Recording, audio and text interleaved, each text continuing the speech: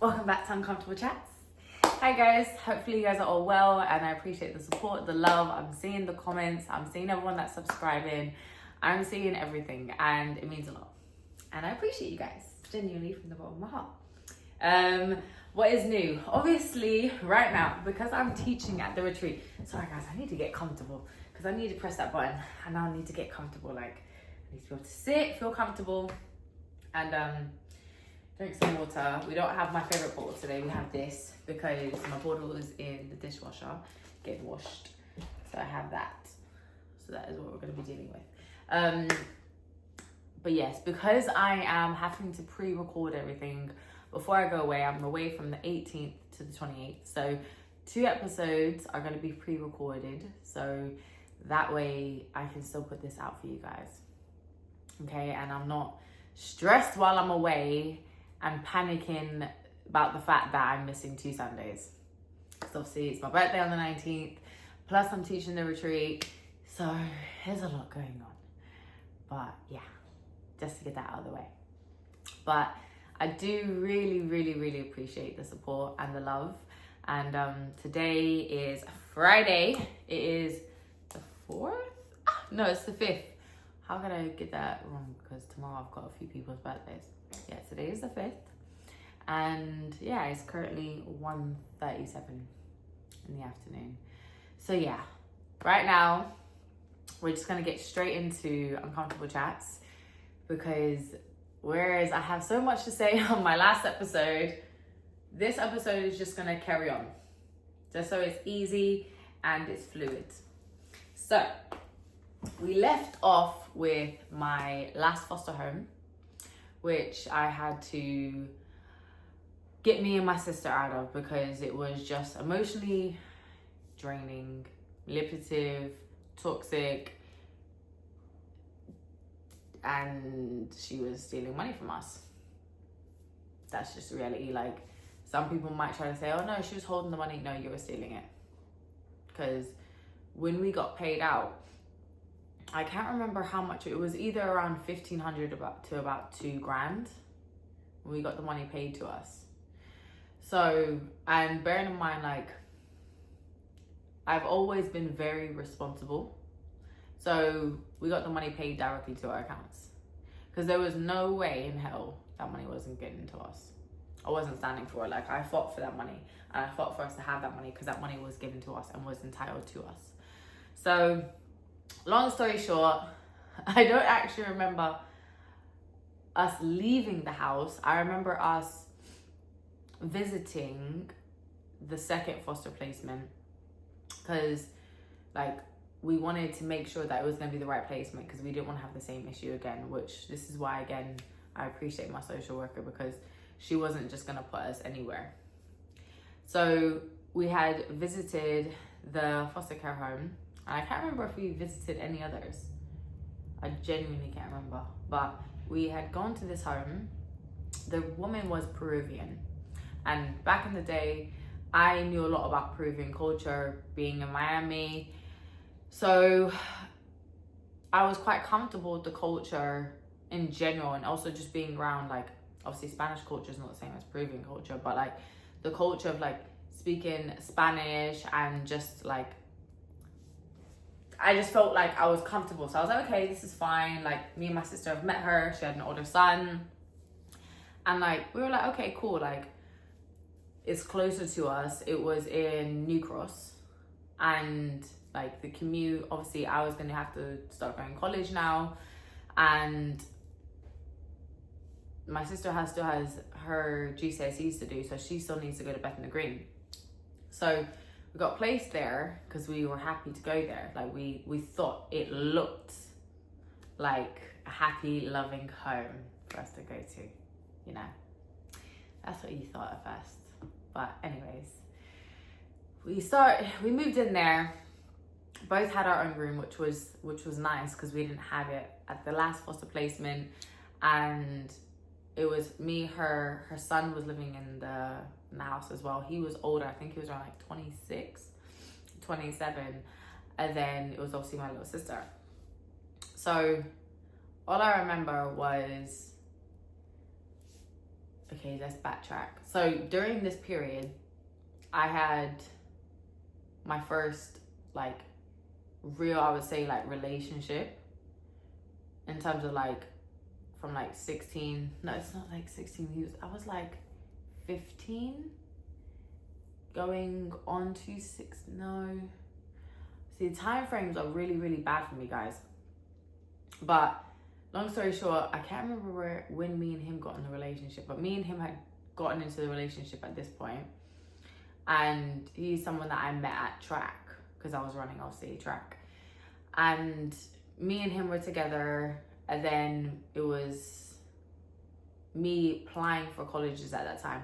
And because he was already going to Ladbroke Grove, St. Charles College, I was like, okay, one, I want to be like obviously close to you because it works for us both because we're not seeing each other very often. But also, like, I didn't want to be in an area where anyone knew me. I wanted to be in a whole different place where no one knew me. Also, like, I looked at the college's reviews, like the college's reviews were really good. And obviously, in terms of what I wanted to study, like I wanted to do psychology, English literature, and then politics. Because when I was younger, I wanted to be a lawyer. Because like I said in my last, I think it was like my sixth or fifth episode, I'm losing track now. I've mentioned that like I'm a very justice like person. Like I like justice for people and I like to fight for justice. So even when I was in secondary school, when I had my my placements for work experience, I didn't do what everyone else did. So I think I did like one day in the secondary school. I was like work experience and I was like, yeah, fuck this, I'm not doing this. No, not secondary school. I think it was like kindergarten. I don't know. But it was like, I can't even remember the day because it was a blur and I was like, yeah, no, I'm not doing this. So then I had basically walked in to 2 different law firms and asked them if they would give me work experience. First one said no. Second one said yes. So I was getting work experience at a law firm. So I already knew that I wanted to do law. I was still trying to figure out what type of law I wanted to study, but I knew I wanted to do law.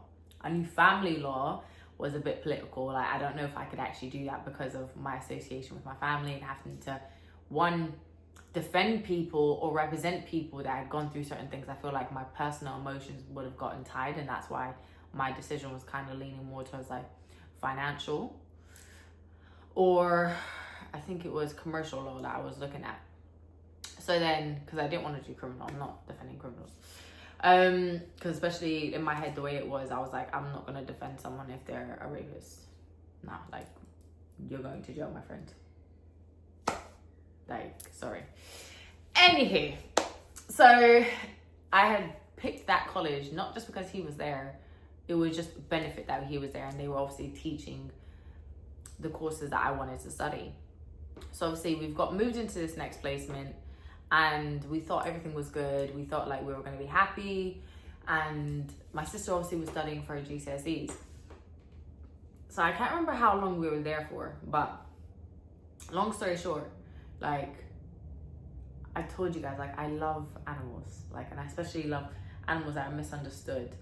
So sorry guys, distraction. I love animals that are misunderstood. So I must have got a bearded dragon, baby's a lizard. So I remember me and him, my ex, we picked up the lizard.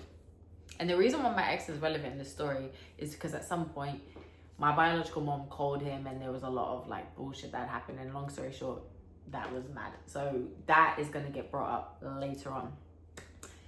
So long story short, got this bearded dragon baby lizard, and it was so tiny. It was about this big. It was so cute. And I had the lizard. Me and my sister thought everything was fine. Like I was cooking again. Like I remember making pancakes and just, yeah, like everyone that knows me knows I love to cook. And when I feel happy and comfortable, I like cooking. So I just remember this house at first being a place like where we would cook and we would have like dinner at the table, and then obviously there was a like religion, Christianity. Oh my god, why can I not say this word, guys? My tongue is biting me. No, I can't say it. I don't know why. I'm not even gonna try to pronounce it wrong because then it's disrespectful. religion was very present in the household, right? So obviously we'd be at the table saying grace, and we'd always eat together, and that's how it started off. It started off really, really good. And then it slowly started breaking down. Now, the breaking point, I can't actually pin the moment, but it was just a period of where things started happening. Now, the first thing that I remember noticing that what I didn't like was sometimes our foster mom would lose her temper and she would just shout at us. Like, she genuinely would just be shouting, and I was just like, whoa, you can't really shout at us, in the sense of we're not receptive to that type of discipline, or if you're angry or annoyed, if you need us to do something, or if you want us to clean something or do something, can you just tell us? Because the way we've been brought up, shouting at us is it's triggering.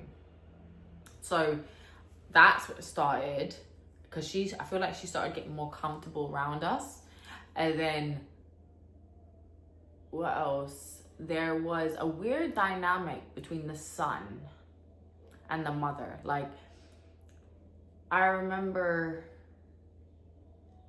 he was almost overly comfortable, too comfortable around my sister. And she started planting, this woman started planting something around my sister, and I didn't like it. He would basically be like, oh, come hang out in my room, to me and my sister. And he would shut the door, and then she would get really annoyed, which I understand why she's getting annoyed. But then she would shout at us and not tell him off. And we'd be like, but your son is telling us to come, talk, hang out with him. And then he's shutting the door, and obviously we'll open it. You're shouting at us though. You need to tell your son off. And I feel like he started to, I don't know, there was always a thing where older men really, really took to my little sister, and I didn't like it. And there was a weird situation there, and it was you need to stop being like that to my sister. And then I'm trying to remember what else, but it was it's parts, bits and pieces. And I remember there was a time when me and her, the foster mom had gotten into basically she was shouting at me, and I can't remember why she was shouting at me. I can't remember if it was because of my sister or something, but I was basically annoyed, and I was like, listen, you don't need to shout at me. And because she was tiny, compared to me, I was bigger than her, she basically was like, oh, you're in my face, get out of my face, you're making me feel uncomfortable. I was like, I'm not, I'm telling you, can you not shout at me? I can't remember, but it was started becoming this very toxic situation where I found myself feeling what is going on? And then long story short, there started to become a situation where she didn't give us keys to the house, right? Obviously, I was traveling to Ladbroke Grove. My sister was traveling back from Bethnal Green. And sometimes she would just leave the house and just go out. And she would always go to the lakeside. Obviously, this is 2 hours drive away. So she would go there, and my sister would come back and the door would be locked and she'd be sat outside. Now, anyone that knows New Cross, I don't even know how many years ago this was, 10 years ago, more than that, 12 years ago, why is my little sister sitting outside her fucking door in New Cross at night by herself? Are you on drugs? Are you okay? You're leaving my sister outside constantly. And obviously we had phones at this point, and my sister would call me and she would be like, oh, Hunter, she's left me outside again. So I've also not, at this point, I haven't started working as of yet, but I just got my NI number. So I've just got my NI number so I could start doing work experience, so I could then eventually get a job. So then, long story short, I would have to come back from college early because I would stay back and I would study. And I would have to come back and I would get my sister, she would meet me by the station, and there was this little Chinese shop right next to the station. And anyone that knows New Cross, this is a Chinese shop that used to be there years ago. And if it was New Cross station, all I remember was the road we were on, there was a station. We come out the station and like there was like a little shop here. I think it was like a Nisa, and then there was a little Chinese restaurant. Like literally little tiny. And we used to go in there and I used to order us dumplings and food. All I remember was these dumplings, and I love these dumplings. Ordering these dumplings, and I was sitting there until about 6, 7, 8 o'clock at night until she was back, and then we'd go back to the house. And it became a thing where I was like, okay, like we need keys. You can't be leaving my sister outside. Like, you know what time she finishes. And then there was an argument back and forth where it was like, no, I don't know what time she's coming back. Sometimes she comes back on time, sometimes she doesn't. I don't know. And like painting out my sister to be this like problem child, which she's fucking not. She was not a problem child. You're leaving her outside knowing that she's coming back from school between the hours of 4 to 5. Why are you leaving her outside? Like, I don't give a fuck. Like, you do not leave a child outside. Like, give her keys or stay in the house. Don't leave. Like, it's up to you type of thing. And she refused to give us keys. And this was like a reoccurring event that happened at least once, twice a week, where Taylor, I'm trying not to say my little sister's name on here. My sister would call me and she would tell me, yeah, she's done it again. So at this point, I've started reporting it to my social worker. So I've switched social workers at this point, which I was really, really sad about. Obviously, like, I understood, like, they let me keep my social worker because I fought to keep her, and she obviously didn't want to leave me. I didn't want her to like go, etc. So I fought to keep her, and so did my sister, where we were like, no, we don't want to have a new social worker. This is the social worker we want. Because obviously with social workers, you have social workers that deal with children for like the long term or short term basis, right? And she was looking after children on a short term basis and supporting them and helping them put replacements with foster carers. And then she would connect them with a social worker who is looking after kids and working with kids on a long term basis.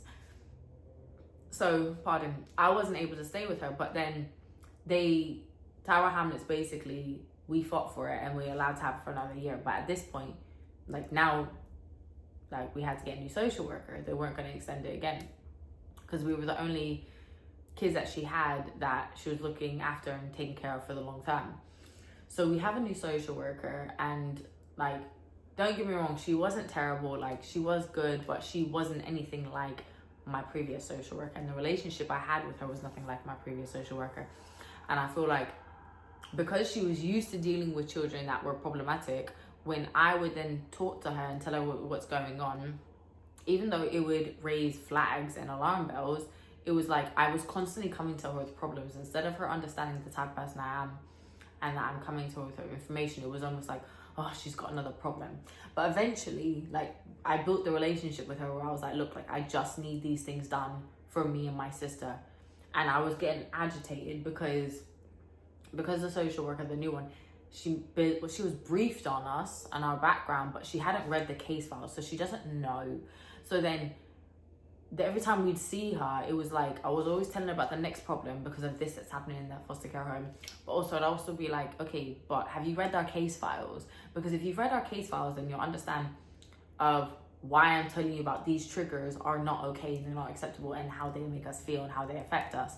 So this is where, in terms of the social services, like the way things are run, I understand that there's not enough funding for this. I understand that. No, I don't actually. If you're a foster carer and if you're a social worker, if you're choosing to do this job, you need to make the time to read the fucking documents that are given to you and the background and history of these kids. Not just having a little brief about it, because I understand you might be given 30, 40 kids. Okay, cool. I don't care if it takes you a stupid amount of time to read those documents. Read it. Especially when you're dealing with different types of children, you need to be able to identify the different types of characters that you're dealing with and cater to that, and also to be able to support them and to be able to help them grow.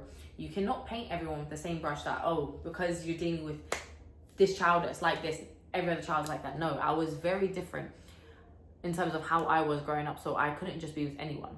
Like, so yeah, social services, like, this is obviously something that I definitely want to look into and speak to people and where they need to do better and be better, because even though they run in terms of like, because I know people that have gone into wanting to do foster caring, and also I know people that in the social services.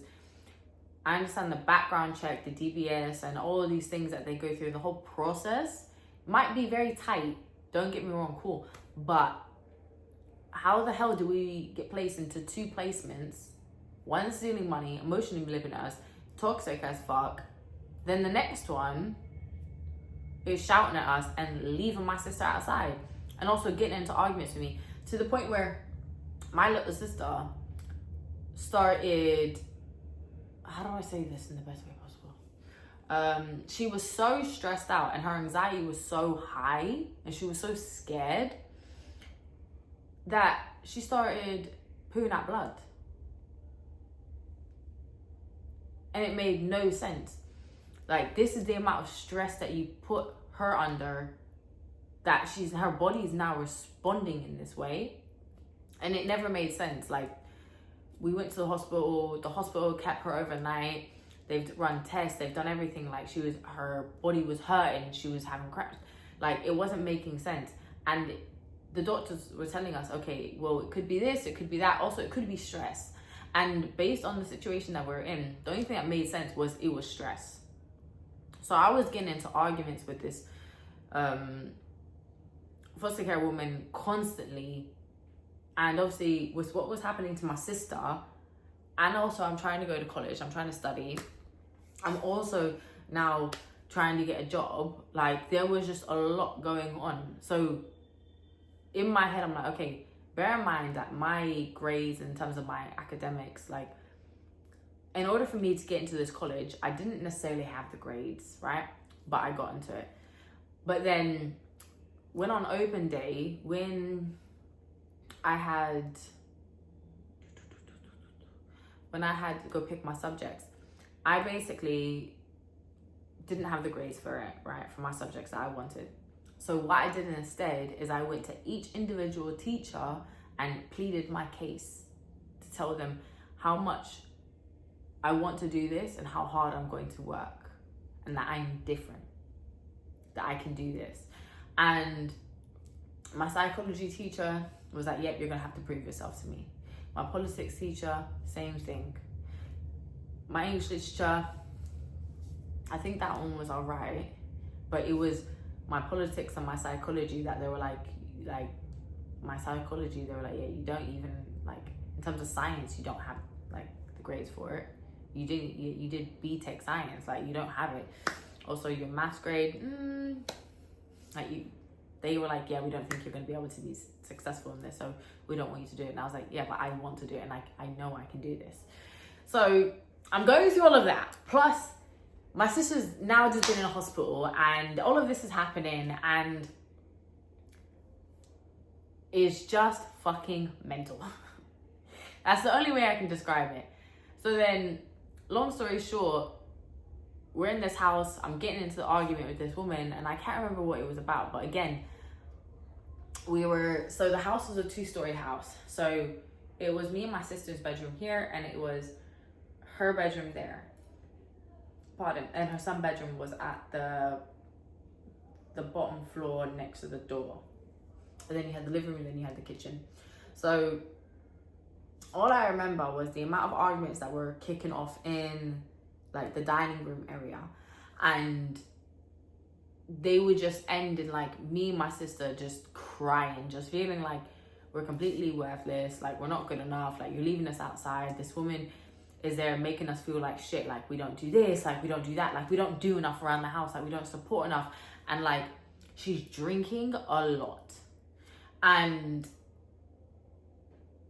if I remember correctly, like we were drinking with her. I'm trying to remember. We were drinking with her. And yeah, it was just bad. It was just getting really, really, really bad. And then what else? Yeah, so then I think the last straw that I had is I spoke to my social worker, but then I also had the chairman's number. So in social services, obviously, you have the chairholder who basically holds the meeting with the social worker, the parent, the this, that like holds the meeting. And I was really close with her, and she obviously knew my social worker, and she had chaired a few of my meetings previously when I've had to be in meetings, and she's mediated things, right? So I had her number, and it was around my birthday, and I remember that she had sent me a card. Or did she send it to me, or did she drop it to me? I can't remember if she dropped it to me or not. But she had given me this card, and I still have this card to this day. Any cards that, or any information that anyone's ever given me, like I still have it. I have it in a box in my cupboard. And it was this beautiful card with a flamingo on it. Beautiful, and I still have it to this day.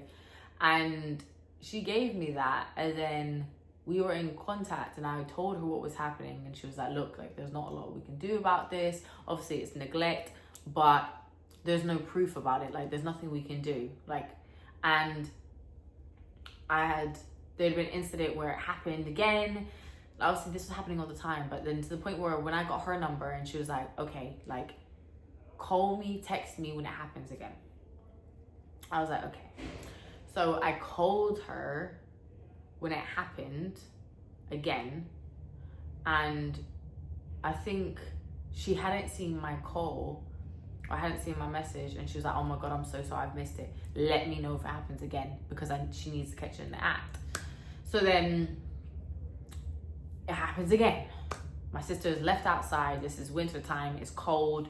She's not like, she's got a little jacket on, but this is all you got on is a fucking jacket, and you're left sat outside a house, literally on the doorstep, and you're waiting for me to come back from Lambert Grove, where it's gonna take me at least an hour and a bit, right?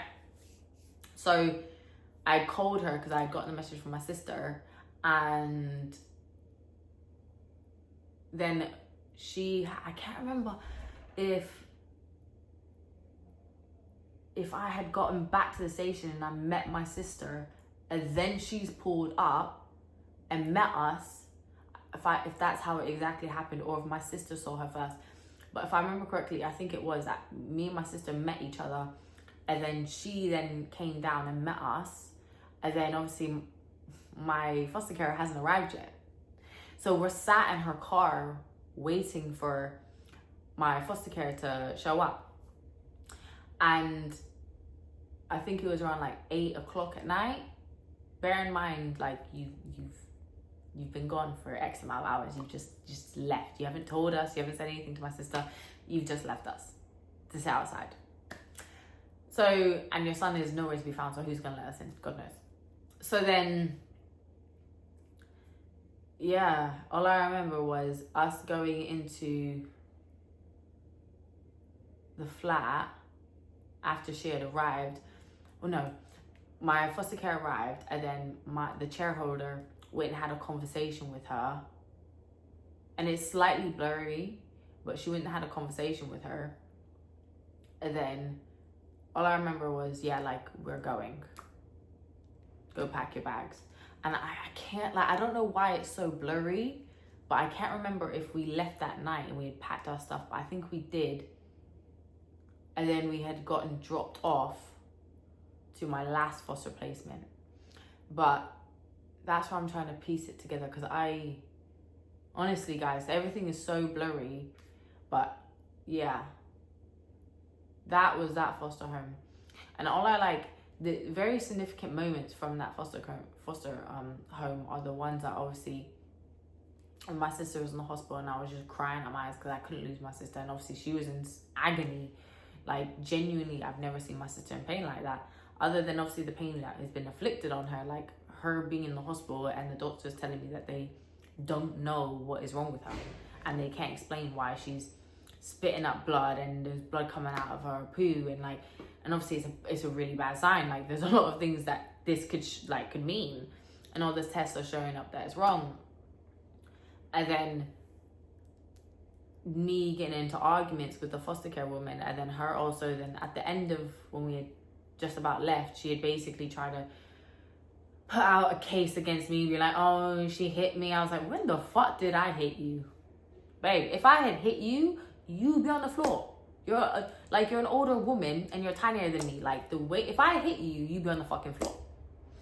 And like, that was my approach. And like, I think that also fucked with my head a little bit, because obviously growing up now and being older, like, because people have always made me out to be like, I'm this intimidating, aggressive person, child, like, I can be, don't get me wrong, but it fucked with me. So like, anytime anyone, like, when she was saying that and I wasn't being that way, it kind of made me feel like, oh my God, I'm the bad guy. I am the bad guy in this scenario. When you're the one that's leaving us outside, that's treating us like this, that's doing all this shit to us and fucking with our head.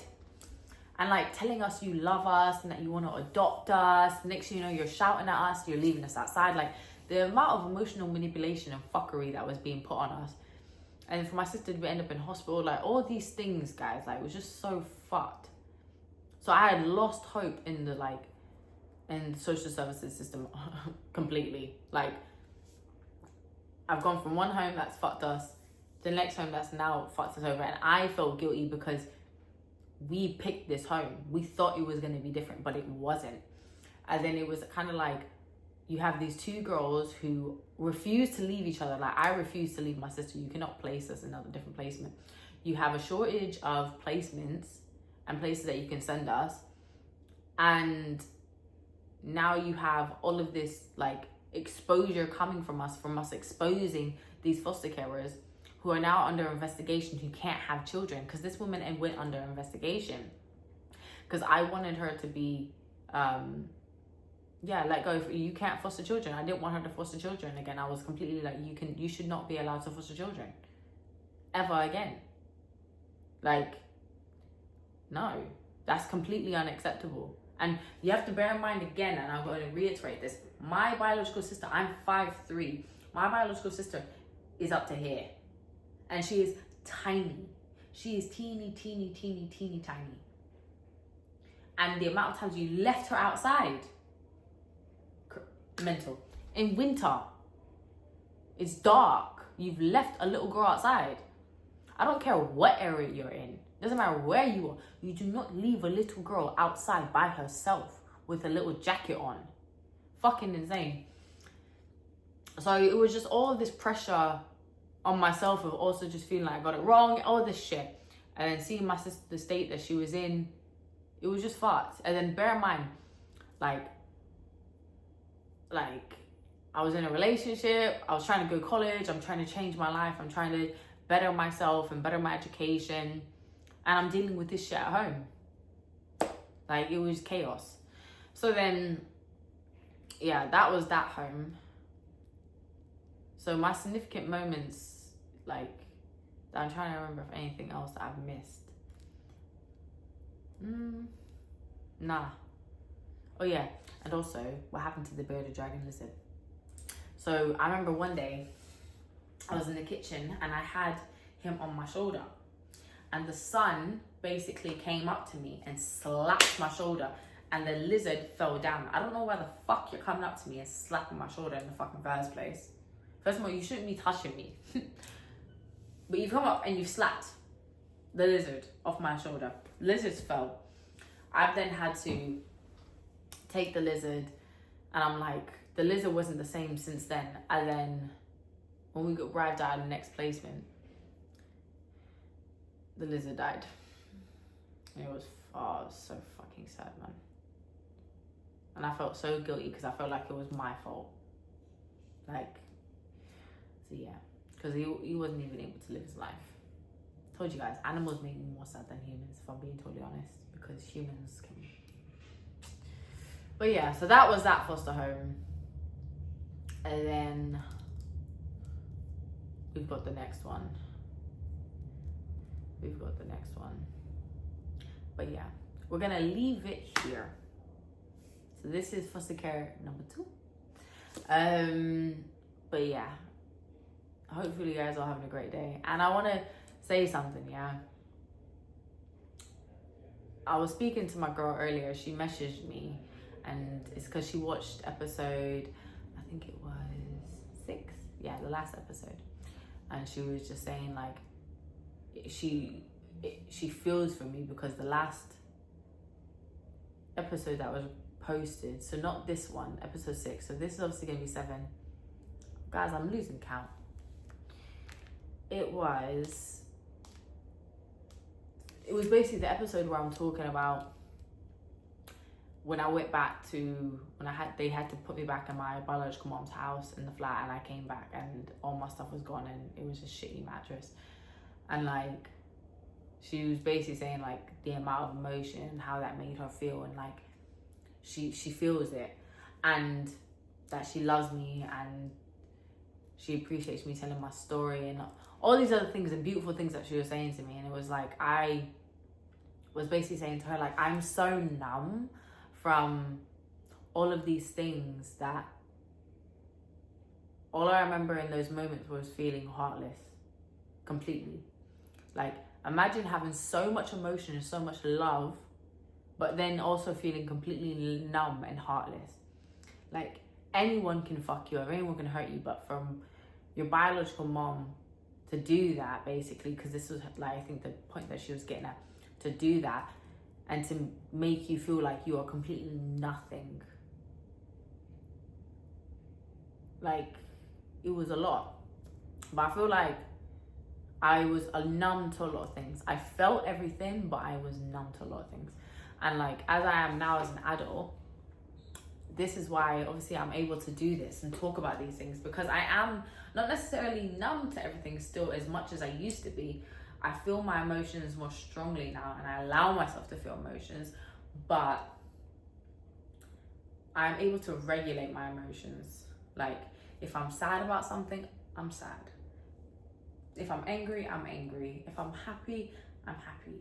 Like, I understand that I'm able to understand my emotions. Even though I can understand my emotions then, I wasn't in a place where I was safe enough and had my own safe place where I could express these emotions. I didn't have enough people around me that I could have access to, right?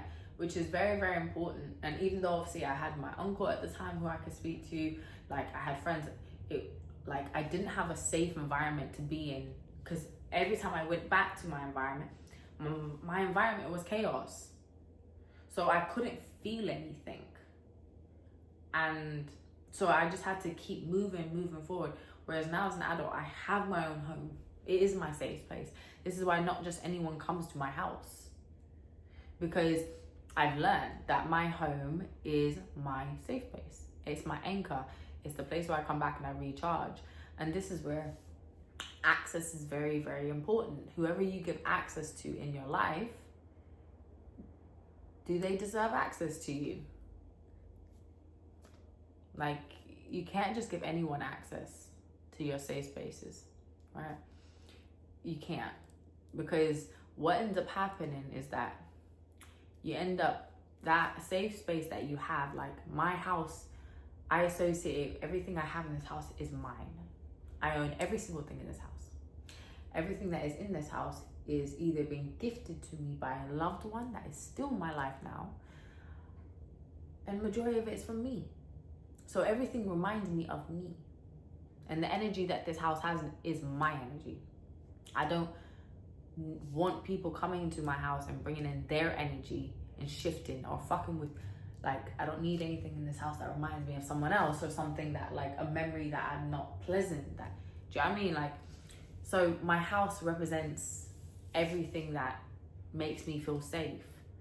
So when you allow people into your place, like a place of safety, of feeling comfort, and they don't bring that, now subconsciously you can have that association of not feeling comfortable in certain rooms or a certain place in your house. And sometimes it feels like your house is like, you feel trapped.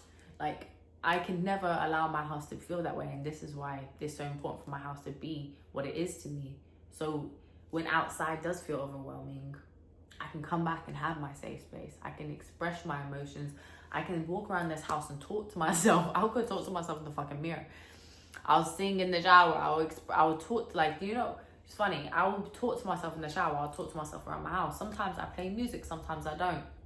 Like, it's very important for me to be able to have that. And that's why, as like I said, as an adult, I'm able to allow myself to feel these emotions without feeling numb towards things, because I have my safe space.